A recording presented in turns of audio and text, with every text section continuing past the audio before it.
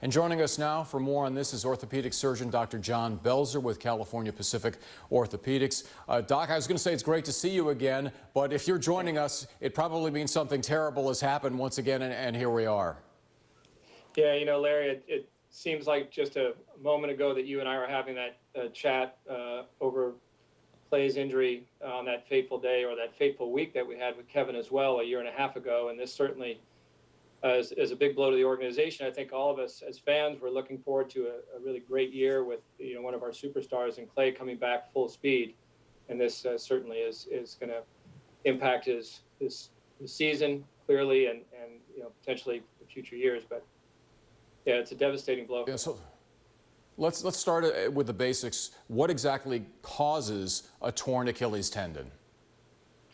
Well, we went over this before, and I'll do it again. I have my model here, and what I can show you here is here's the foot and ankle.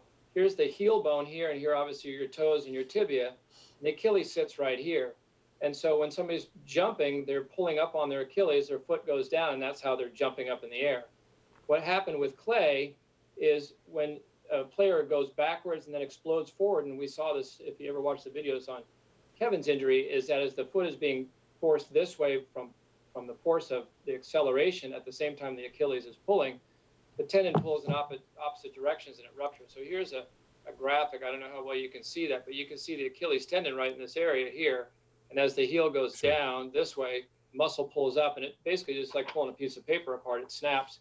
And of course, with these athletes, they have such powerful muscles and they're exploding with such force forward that oftentimes the Achilles just doesn't stand a chance.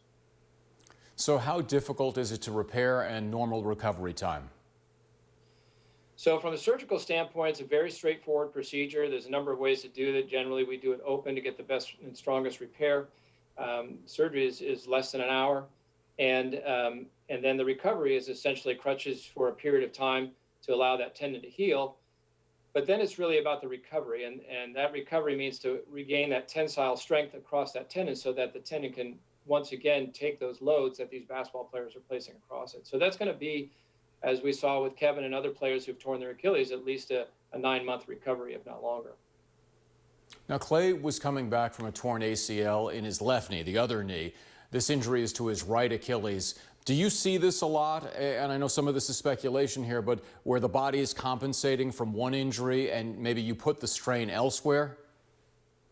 Yeah, I think that realistically speaking, this is the same issue that the question came up with Kevin about whether the injury that he had was because of the prior injury, and the answer is it's probably more related just to the nature of the sport and the amount of stress that they're putting on their joints.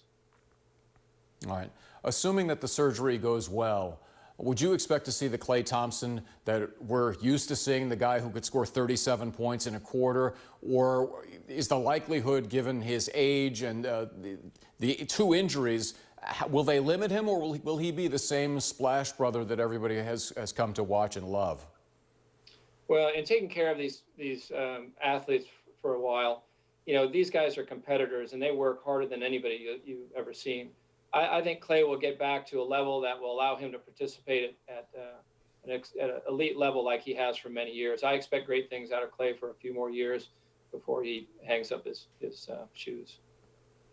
All right. Warriors fans definitely want to hear that. Dr. Belzer, once again, thanks for your time this afternoon. Thank you, Larry.